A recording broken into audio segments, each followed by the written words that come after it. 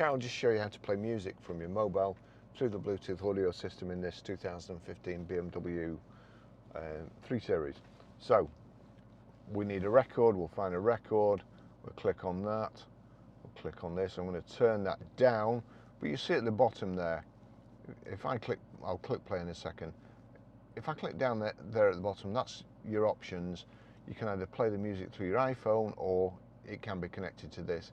There's a tick next to the BMW, so any music, any sound, whether it be Spotify, Amazon Prime, iTunes, soundtrack of a YouTube video, whatever you're playing, it will play through the speakers in here. So I'll click play. Click play.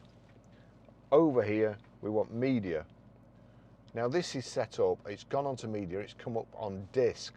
So what we need to do now, if I click media again, it brings up the other menu.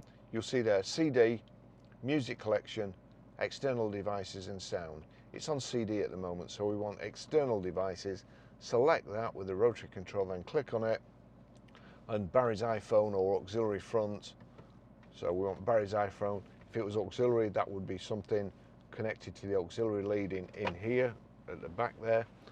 So now that, if I turn this up, and then I'll turn this up,